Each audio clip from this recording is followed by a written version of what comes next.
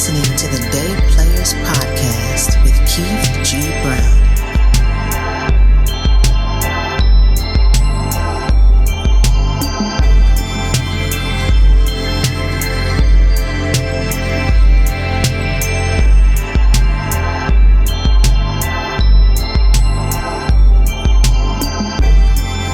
What's up, everybody?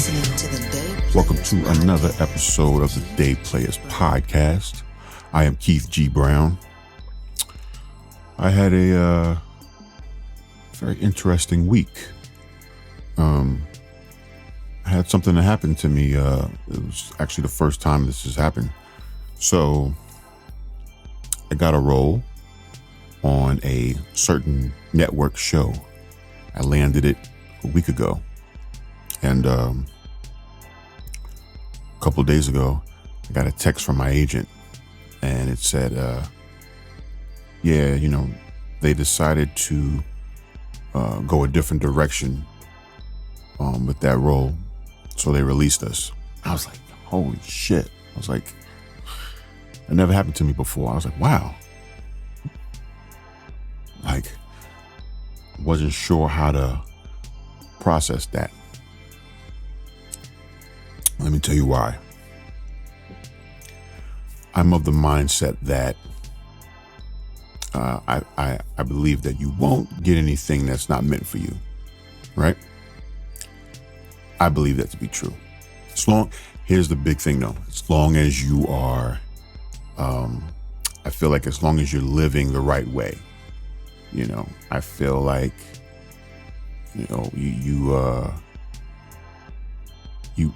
I feel like you're going to get exactly what you deserve.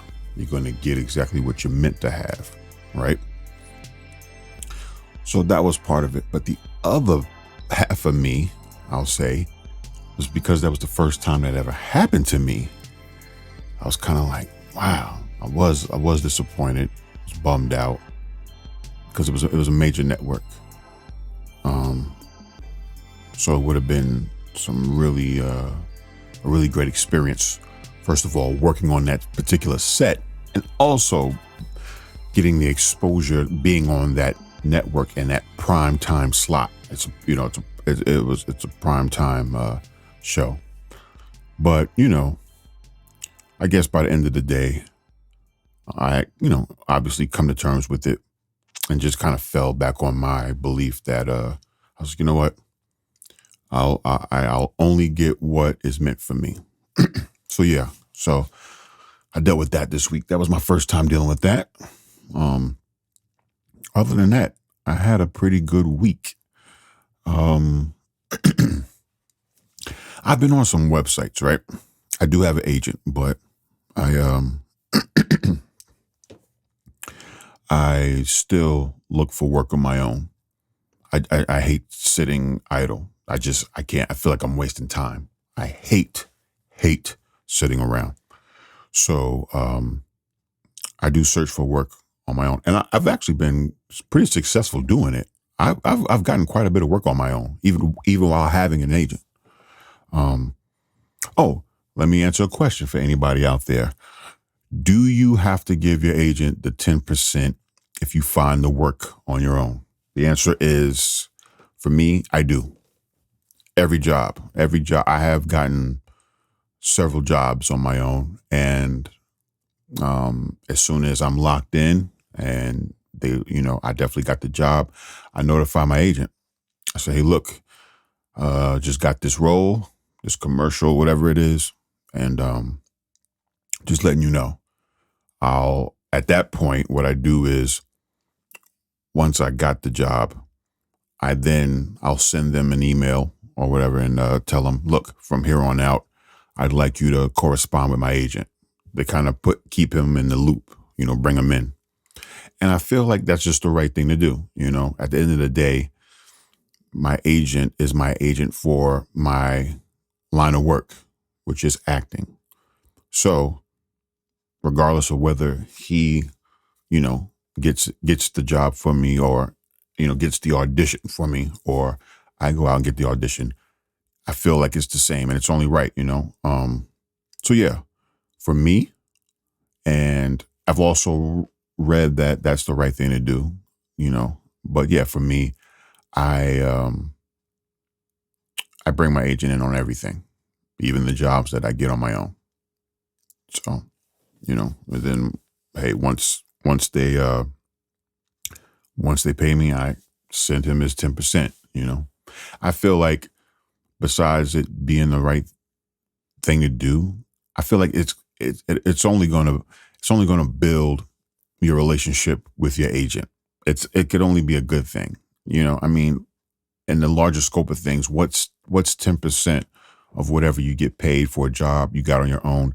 What's the 10% compared to a great, healthy working relationship with someone who's like beside yourself? You know, he or she is next in line with um making or breaking your career. Like, you know, like if you know, that's how I look at it. You know, if I am, you know, if my integrity is something that my agent can appreciate, then it's just going to build a relationship. It's only going to help it. You know what I mean? So yeah, so that's my take on that. One thing I wanted to do was, um, everybody has their favorite actors and actresses, right? So once in a while, I want to like, you know, put a spotlight on my favorites, and I have to start with Giancarlo Esposito. The man is absolutely brilliant, brilliant. And my uh, first time I've ever seen him was in Do the Right Thing, which is, I gotta say, it's my favorite movie of all time. I love that movie. I have it on, I have it on Blu-ray. I have it downloaded to my hard drive. I have it in my Apple movies saved on my phone. I watch that movie. I watch it at least, I would say, anywhere from 8 to 10 times a year. Love that movie. Absolutely love Do the Right Thing. I implore you, if you have never seen it or it's been a long time since you've seen it, watch it again. And my God, 99% of the topics in that movie are completely, totally, 100% relevant today as far as what's going on. And you got to think that movie came out in 1989, and the things Spike Lee uh, shed a light on still happening today. So I implore you, if you've never seen it or it's been a long time, go watch it. Go watch it again.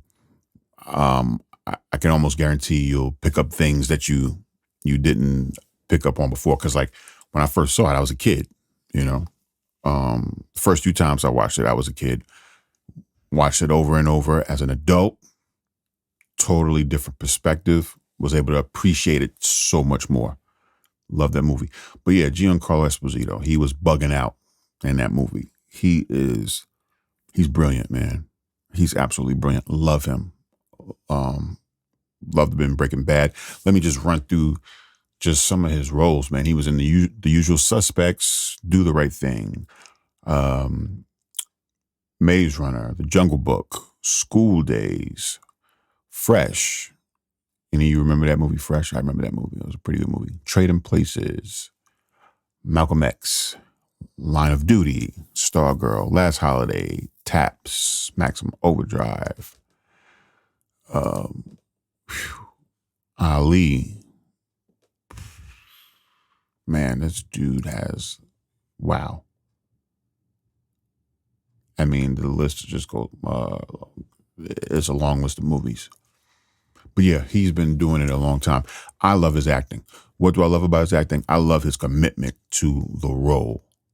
I just watched the interview with him. He was on, recently watched when he was on Conan. It was an interview from a year ago, but I recently just watched it. And he talks about how he comes onto set already in character and he's totally committed. And I got to say, I think that's actually a really good way. I do that. When I got the job for The Blacklist. I went to that audition already in character. I got up that morning. I made my breakfast in character, took my shower, got dressed in character, got on a train. I was in character before I even got there. I think it helps. I think it works. But yeah, he's his commitment to the role is just amazing, man. It's amazing. It's so believable. One of the things that stands out for me when it comes to him is his ability to just speak without speaking. His body language, his posture, his eye contact, just everything that he does. It's like speaks volumes without using any words. I hope to get to that point. I think that type of acting is it's just your presence. That's the thing. Like just, your presence. And I think that's when you have become really good at that, using your body to say whatever it is you want to say without using words. I think that opens up a world of possibilities. So no matter what kind of script you have, no matter what's written down, no matter what's on that paper, and it's like you can just take it that much further using all of this. And I love that. I love it, man. I think he is by far one of the best at doing that. Love him. But he is definitely, one of my favorites. He's in my top 3. Definitely. I love that guy. So I wanted to talk about a couple other things.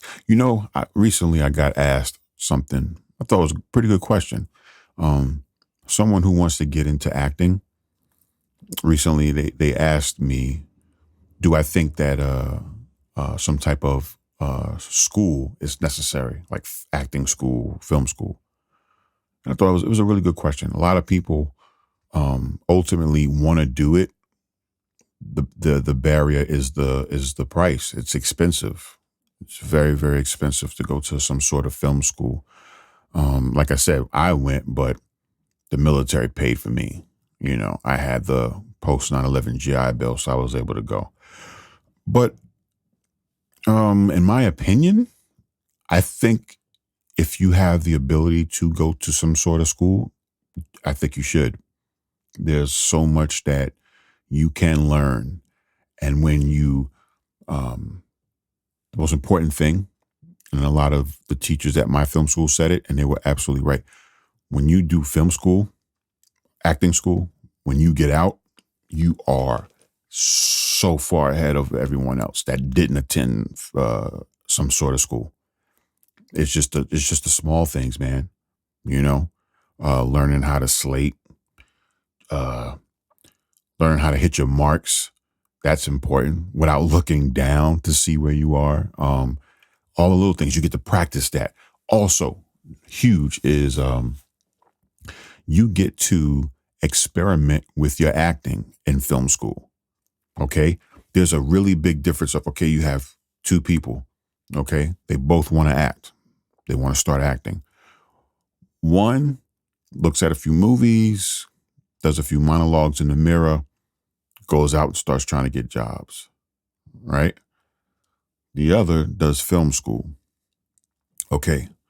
So what's going to happen is you really don't know what kind of actor you are yet. You don't know your strengths and your weaknesses.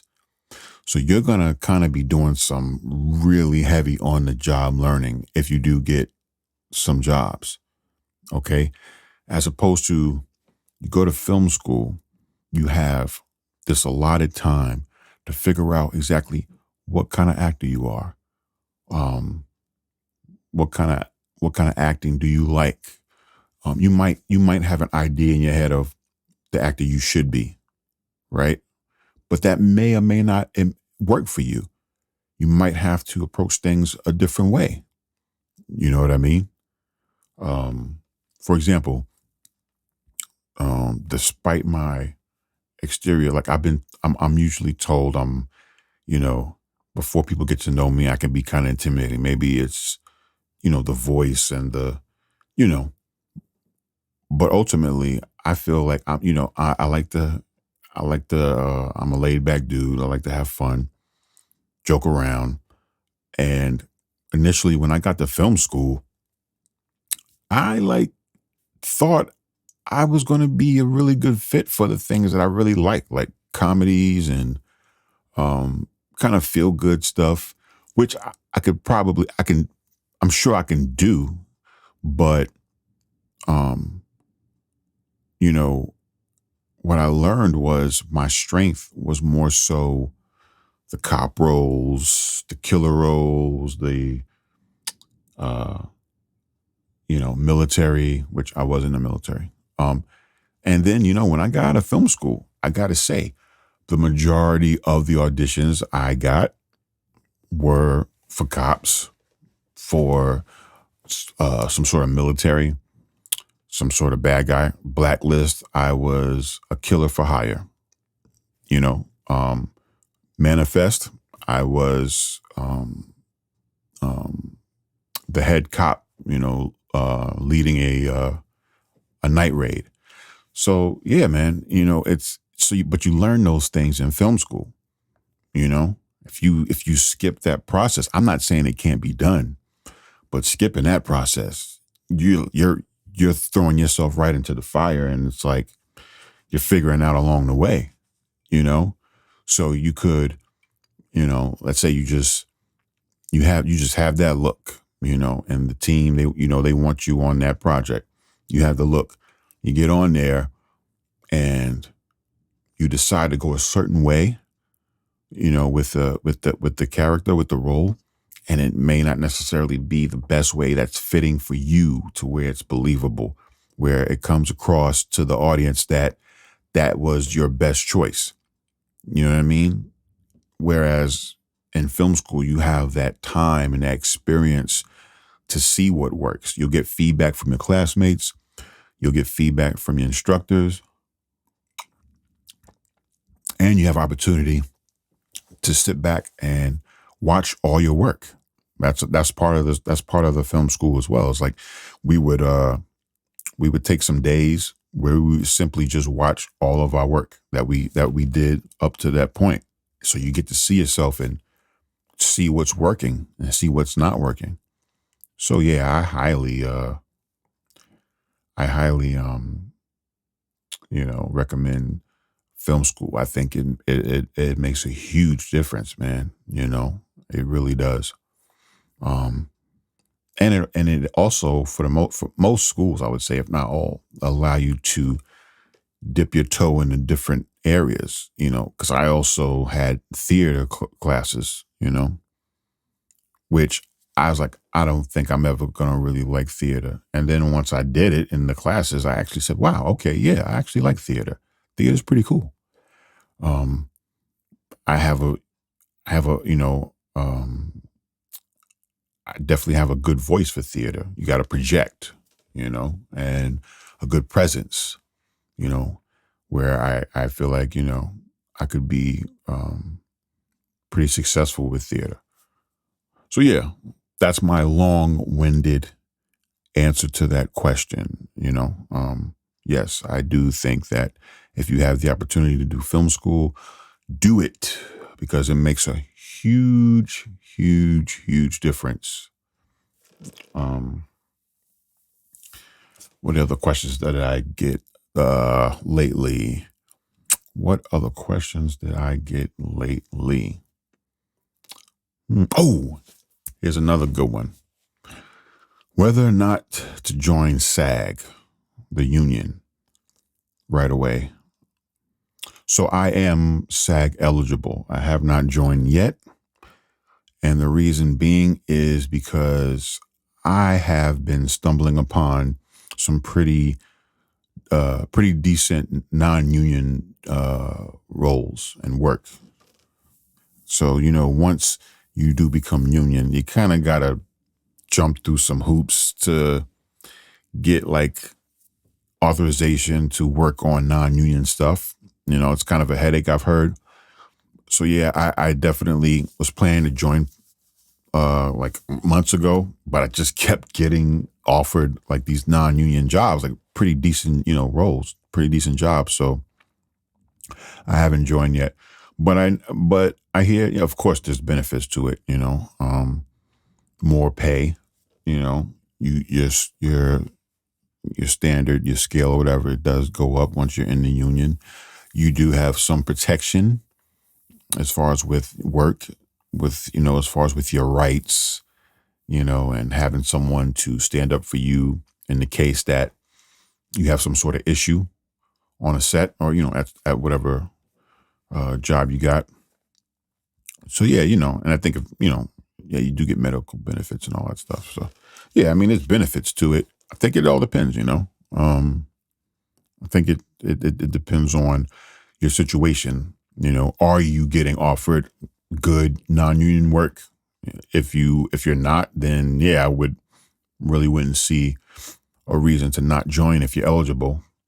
But if you're like in my case where you just keep happening to get good non-union jobs, because that's the thing. If it's non-union, they typically, they can't really hire, union, and they'll say like non-union only. You can't be union. We're only hiring non-union actors. So yeah, so if you're in my case where you just keep, you want to join, you're meaning to join, but you keep getting offered like, oh, hey, we got this, non-union job you might be interested in. I'm like, oh yeah, that job. Oh, that's a cool role. Oh, yeah, okay, yeah, I'll do that. Man, it's like, yeah, man, do I really want to join right now and have to jump through a million hoops to like do something non-union? Because you know what else happens? I've noticed about the non-union work, very passionate, original work in the non-union world, man, because it's people that, they haven't really, for the most part, they haven't been in the industry a long time. Or if they have, it's kind of something that they're doing on their own without using the backing of a major like network or, studio or whatever. So it's a very passionate project, and the writing is usually really good, and the whole cast, they likely haven't really been acting for a very long time, so they're passionate, they're hungry, they're excited. It's a really, not to say that like I said, I've been on some major, you know, sets where the environment was great. It was great, but I don't know. It's real, like just a tight knit, just really excited vibe when it comes to that non-union, jobs, like a short film or something like that. It's that you could tell it's that person's passion project.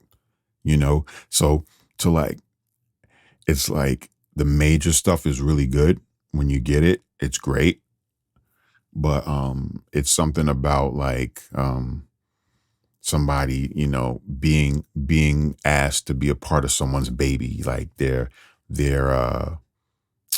their passion project. It's something humbling and rewarding to be asked to be a part of something like that. You know what I mean? Um, so yeah, that's my take on that. So yeah, I think there's pros to joining the union, but again, like I said, in my situation, and I have been thinking more and more though, like, you know what, man, you've been on enough, uh, you've been on enough major stuff where it's like you probably need to, yeah, you need to go ahead and join. So I probably will join probably at the start of the new year. I'll just go ahead and take the jump and do it. So, um, what else have I been asked? Hmm. What else have I been asked? Let's see. Oh, my nephew has gotten the acting bug, so I'm kind of directing his path. He has no idea what he needs to do, so I've been doing. Oh man, you got listen to this. I love my nephew. Shout out to Alexander. Alexander, I love you, buddy. He is so committed to this. So, um, his dad asked him, "Look, these headshots I'm seeing, they cost a lot." Oh, shout out to I know it's a lot of info, but listen, before I don't want to forget this. Speaking of headshots, and to my people in New York or close to New York, if you need headshots, listen to me. I highly, highly, highly recommend Ted Ely. I got my headshots from that guy. Amazing, amazing. He is one of the best. Amazing, amazing. He's on Instagram, and he also has a website. Just Google Ted Ely, TEDELY. He's based. When I got my headshots done, which was around right at the beginning of 2019, he was based in Brooklyn. I believe now he's in Long Island City. But I love his work. It's not just about setting up good lighting and good angles. It's about getting the best out of the person. You know, your looks are so important. So he knows how to, first of all, make you comfortable and set the environment. And then getting you to kind of, he knows how to get whatever look he feels whatever looks he feel are best for you. He knows exactly what to say and do to get it out. He's amazing at that. So I highly recommend him. But anyway, so back to my nephew. So his dad says, all right, Christmas. Okay. You know, I'm seeing these headshots, you know, a decent package. We're talking $600 and up here. You know, I mean, you do get what you pay for. So he said, so do you want a PS5 or do you want the headshots? My nephew is 13 and he literally chose headshots. He says, nope, don't want the PS5. I'll take the headshots. Also, he sold his Xbox and a pair of really sought after sneakers on eBay to get money because he wants to try to help and get the bigger headshot package. Because it's like, you know, the one I got tons and tons and tons of looks, you know, different outfits, different looks. I took tons of pictures. I paid about $830, I think, something like that. So my nephew wants the best package. So he sold his Xbox and a pair of Nikes that are like really sought after. I think he got like $350 for these Nikes, and they were used. He had worn them and still got like $350 for them. I was like, what sneakers are those? His dad didn't know. He couldn't tell me the name of them. But anyway, he's so committed, so committed. He went on backstage and was going to try to submit to auditions. I'm like, dude, you haven't done anything yet. He was going to use one of his school photos for a headshot.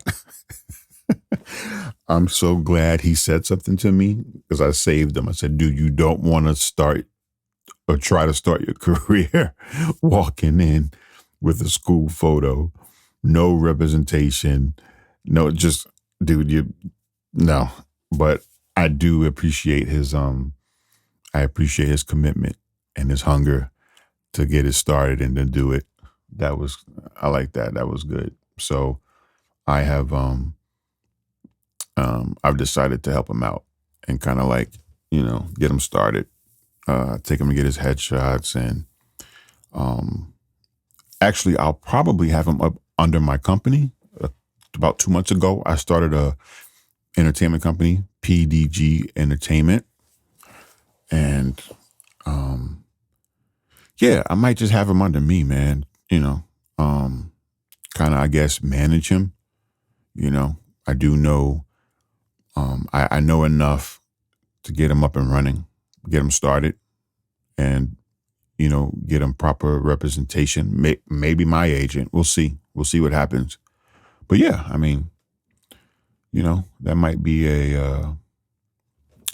that might be that might be the way to go. So yeah, I'm gonna definitely try to help him out. Yeah, I want you guys to know also, coming up, I'm gonna have a really good friend of mine. His name is Max McGee. He's in the UK. I'm gonna have him on the show. I'm gonna get a perspective from someone who's been over here in the States pursuing the acting thing, and just kind of get his take on how the industry is over there in the UK, and the differences between here and over there. I know him and I believe his dad or his brother. They worked on a documentary for David Bowie. So we're going to discuss that. I'm excited about that. I like David Bowie. I'm a David Bowie fan. And yeah, so that's going to be a really good episode. So what else do we have going on in the acting world? Oh, let's discuss how things are while we're still in this pandemic, I guess. Like I said, things started to pick back up around August, September here in New York. It's nowhere near what it was, obviously. I've only done, since the pandemic hit, I've only done one in-person audition. And that was back in, I think, August. Other than that, it's all been self-tape.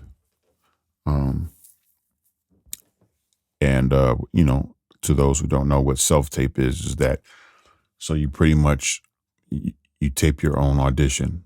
So what I typically do is, I bought this stand from Amazon, and it comes with a ring light on the top of it, and it's highly adjustable. So I put my phone on it. I have an iPhone XR. It can shoot 4K.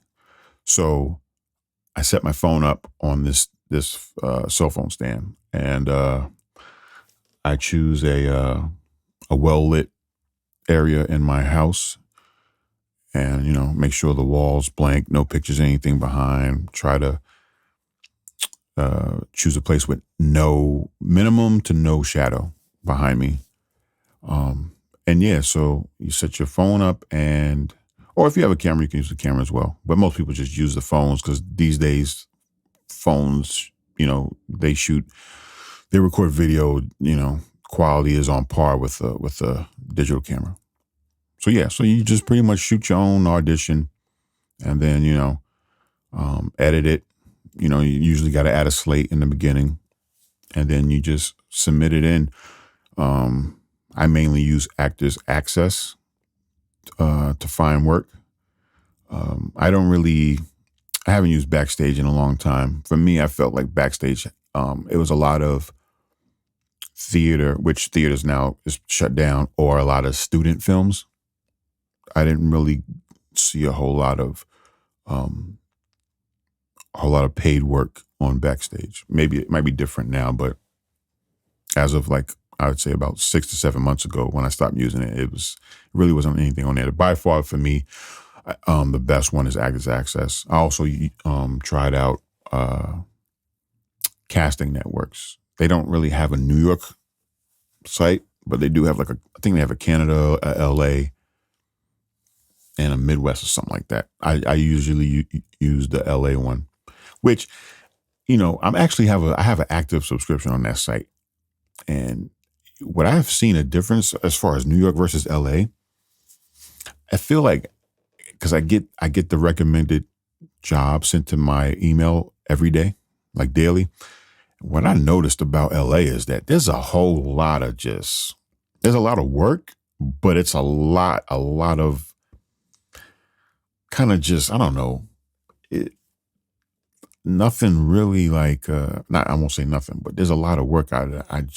For me personally, I'm not interested in just, and it's just a whole lot of it. We need somebody with this maroon colored Subaru and we'll pay you $20 an hour. Or We need somebody with a brown and white dog. $17 an hour. I noticed that New York doesn't have nearly as much work, but the work that is available in New York, it's work, like legit work. I noticed that. I can say that. Um, um, yeah, for me, that's the difference. New York it's definitely not as much work, but it's definitely more. It's more focused. It's more like legit work. You're gonna get legit pay. It's gonna be a legit job. No bullshit. You know what I mean? You don't have to cipher through as much shit to get to the legit stuff here in New York, like you do in LA, based off of these casting sites, at least. So yeah, hands down for me, actors access. I've gotten like 90% of my work through actors access. So yeah, the self-tape, that's what you do. You just record your own audition, you send it in. I gotta say something. Man, I don't know whether it's just the timing or whatever, but I feel like I've had better success with in-person auditions than this self-tape. That's how I feel. I don't know. You know what I mean? I've gotten work through self-tapes, but I just feel like I've gotten more and I've gotten better work when in-person auditions were a thing pre-COVID. You know what I mean? Yeah. I think maybe casting maybe I do a better job at giving off my presence in person, that interaction, which I'm pretty sure it helps, because casting agents, I'm sure they get a ton of auditions coming in, and if it's just tapes, if it's just, a bunch of emails, you might get in that mode. You just kind of looking for that look or that one thing that you could just say, okay, boom, this one will do. And I don't have, and that's it. But I think when you go in person, you have a lot at your disposal, the way you greet the person, the way you're on time, the way you move, the way you look. I think there's a whole lot of things you can utilize when you're in person and you're auditioning as opposed to a self-tape. So honestly, self-tapes are cool, but I can't wait until we can go back to doing more in-person auditions. And I was doing self-tapes before COVID, just not as many. It was few. I was traveling to Manhattan way more, So yeah, I can't wait to go back to the time where, I could just go in there and do my thing. You know what I mean? So, what else do we have going on? What else is happening in the world? Oh, since the last episode, we have a new elected president. And don't worry, I'm not going to go into politics. I'm not touching that, not on this podcast, because I'm going to tell you, I have seen so much division on my social media between my friends and family over politics that it's really disheartening, man. I think we can have opposing views and still be able to come together at the end of the day. This is the worst I've ever seen the division, to be honest with you. This is the worst I've ever seen it. So now I won't touch on it. I'll just say, look, both sides need to be humble.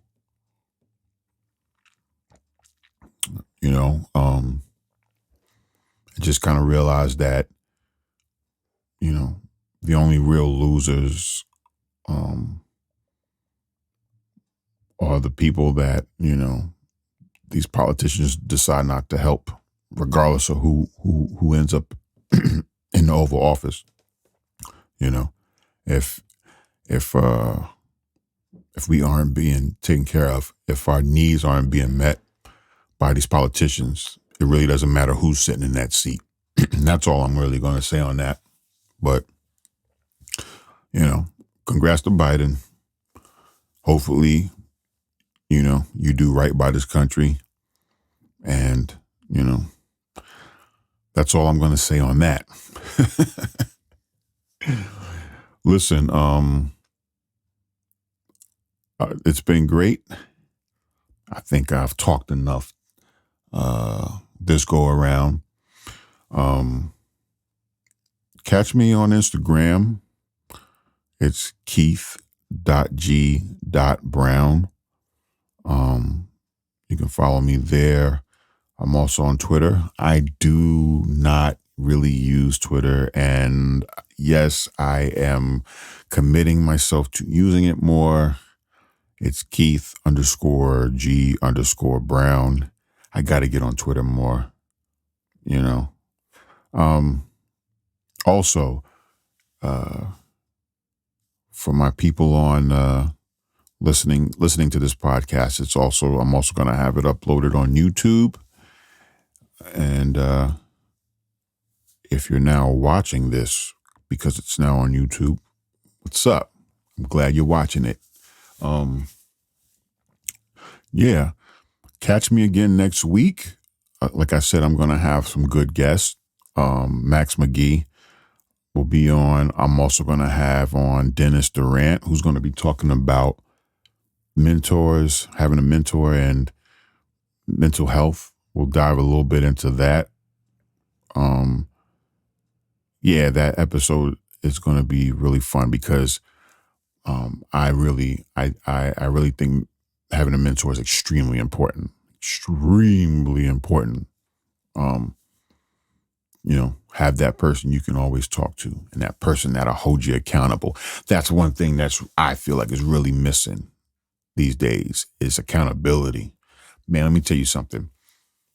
Your success knows no bounds if you're being held accountable. You know what I mean? If you're focused and you're holding yourself accountable and you have somebody like a mentor that's also holding you accountable, sky's the limit. We'll talk about that. I'm going to dive deep into that because I think it's extremely important. And I honestly feel like a lot of folks don't really even know how important and how beneficial having a mentor is. So that's why I'm dedicating an entire episode on mentorship. Extremely important. Whether you're a child or an adult, it's vital. So yeah, listen, guys, it's been fun. Tune in next week and we'll have another good episode. Thank you for going along this journey with me. Shout out to all my fellow actors and writers and directors. I will have more actors and directors and writers. I will have them on this, upcoming episodes. We can talk in depth, that's going to be fun. But yeah, shout out to all you guys. Shout out to the people that's already been doing this for a long time. Shout out to all the people listening and or watching that's trying to get into it. Shout out to all the actors, writers, directors that are just getting started. It's an amazing career path. It's an amazing journey. I'm so glad I chose to do it. Very fulfilling, fun. Always feels fresh. I mean, think about it, man. Like your career, your job, you get to, I guess, put on a new skin, like somebody new. Like every time you get called in to work, it's like, hey, a new job, a new person that you get to explore and dive into. That's fucking amazing, man. That's amazing. So glad I chose to do this. So glad. I do not miss the corporate world at all. I'm so glad I chose this line of work. It's so fulfilling, man. And the people you meet, absolutely amazing. Absolutely amazing. Okay, I'll just keep going, especially once I start talking about that shit. But yeah, see you later, guys. Take care. Be safe. Love one another. Okay. Very important. Spread love, man. Spread love. Just be kind, and be kind to yourself. All right. Self-love. That's the most important love. All right. Self-love. Take care of yourself. Get rest, exercise, eat well. Take care of yourself. Love yourself. You deserve happiness. You deserve success. You deserve it as much as the next person. All right. So take care, guys. I'll see you later.